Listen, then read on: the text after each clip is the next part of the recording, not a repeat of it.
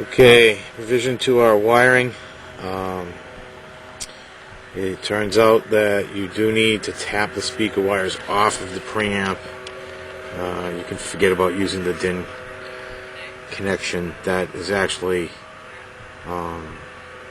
used for inputs and outputs to the preamp and the stereo connections. The speakers are direct connect. Also, I'm disconnecting the green wires. This is the power input to the preamp. I don't think it's a good idea to leave the preamp powered when we're actually tapping the speakers off the other line. We just don't want any feedback loops or anything. Just kind of a clean practice. We can easily reconnect it. We want to put the factory stereo back in. Okay, for our connection, we've made a couple of inputs. So we tapped using these special connectors that allow you to tap into a line without having to cut it or rewire it or anything like that. Same thing we use for the speakers. We tapped off the 7.5 and the 20 amp. We brought those out to a terminal strip. We've done our wiring there at a terminal strip. We're actually going to bury a household paddle switch, which will allow us to get power to the radio with the key off. I don't know if we can show that right now. Okay, we've modified our wiring. We're now bringing out our 12 volts into the storage compartment, and we have this nifty thing from Target for $13. Got a USB port and 2 extra outlets. Plenty of storage space there. Okay, we're winding up our radio here. The speakers is really the challenge because they're way up there and we're way down here. And I think I mentioned earlier you can just use like a little, this is a AAA 1.5 volt battery. And I hear the sound coming out of the right speaker. Easy quick check. Test 1, power is off. We come over, we got our switch which will sometime soon become hidden. That's instant power on. There we go. We've got it. Next step is remote control. Okay, this is proof of concept. It's crappy light in here, but so this is just a simple wall paddle switch. We hit the button. Bang.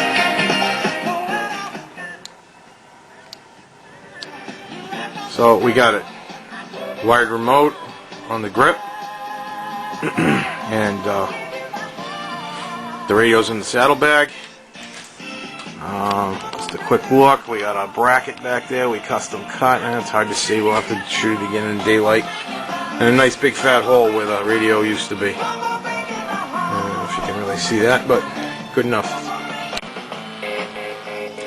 And for the last part of this, we now have a Garmin in the little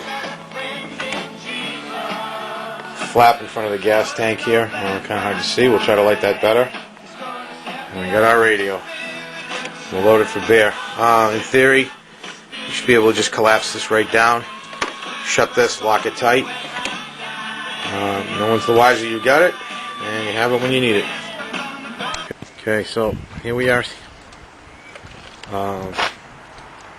We've cut a piece of wood, filled the hole in the dash, replaced the audio controller, though if you wanted to, I'm sure you could keep it there. Mine was broken. So just put some wooden accents on. We used one of these household paddle switches. Used that for the template. Rabbited it inside the back of the unit, and now we have stereo without power or stereo switch by accessory. So if you want to sit somewhere and do without the key, you can do that and still get radio and leave everything else off. This facilitates proof of concept. Here's our remote control.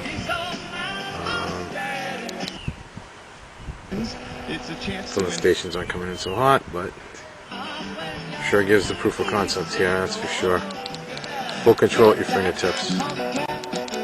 Far, far superior to the factory radio. Again, the only issue we had from, if you watch the Part 1 video, let me mute that thing, I love that controller.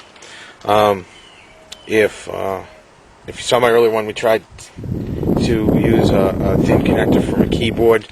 It turned out that was an input to the preamp, not the output of the preamp to the speakers. So there's a pair of gray wires. You'll have to use those gray wires.